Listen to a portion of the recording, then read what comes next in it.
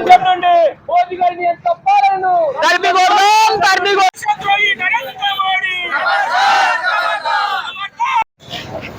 భారతదేశంలో యువజన కాంగ్రెస్ ఆధ్వర్యంలో దేశం మొత్తం యువజన కాంగ్రెస్ కార్యకర్తలు రోడ్డుపై వచ్చి నిరసన కార్యక్రమం చేపట్టడం జరిగింది. అందులో భాగంగా కోడంగల్ నియోజకవర్గంలోని మద్దూరు మండల అధ్యక్షులు నరేష్ ఆధ్వర్యంలో ఈ యొక్క కార్యక్రమాన్ని నిర్వహించడం జరిగింది.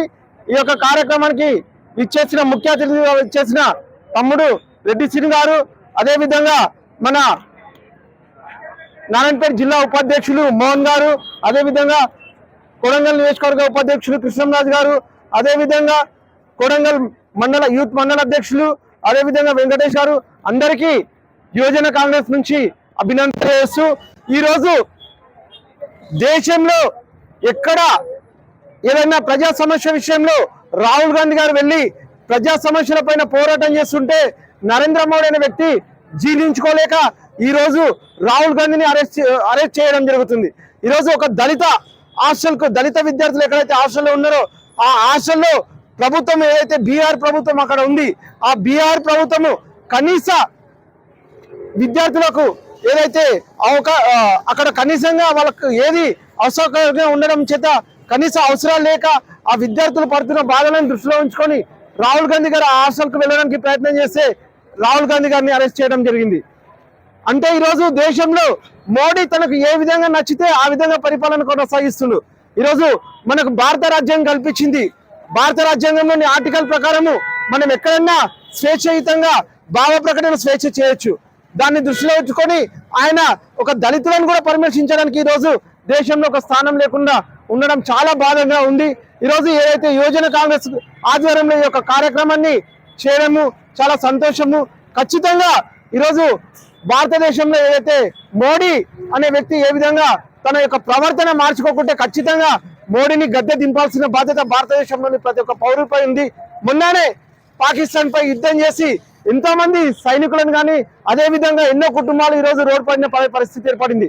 ఈరోజు దేశంలో కనీసం మానవుడు తిండి లేని పరిస్థితిలో ఈరోజు దేశం ఉంది. దాన్ని ఆలోచించుకోకుండా మోడీ ప్రతిరోజు నిత్యావసర ధరలు పెంచుతూ దేశాన్ని మొత్తం ఏ విధంగా తీసుకెళ్తుందంటే దేశంలోని సామాన్య ప్రజలకు ఎలాంటి కనీసం తిండి కానీ గూడు లేకుండా చేస్తున్న పరిస్థితి ఈరోజు దేశంలో నెలకొని ఉంది. దీన్ని దృష్టిలో ఉంచుకొని ఖచ్చితంగా రాహుల్ గాంధీ పైన ఏదైతే బీఆర్ ప్రభుత్వం కేసు పెట్టిందో వాటిని విరమించుకునే వరకు ఖచ్చితంగా యువజన కాంగ్రెస్ ఆధ్వర్యంలో పోరాటం చేస్తామని తెలియజేస్తూ, అదేవిధంగా మన టిఆర్ఎస్ ప్రభుత్వానికి సంబంధించిన మాజీ మంత్రి కొప్పుల ఈశ్వర్ గారు రేవంత్ అన్నపై ఒక కామెంట్ చేయడం జరిగింది. ఈరోజు రాష్ట్రంలోని కేసీఆర్ ప్రభుత్వంలో దళితులను ముఖ్యమంత్రి చేస్తారని మాట ఇచ్చిండు కేసీఆర్ గారు. దళిత ముఖ్యమంత్రి చేయలే. మళ్ళా ఆ దళిత ముఖ్యమంత్రి చేయని కేసీఆర్ కు ఈరోజు వసత్తు పలుకుతుండ్రు ఎవరు? కొప్పుల ఈశ్వర్ గారు.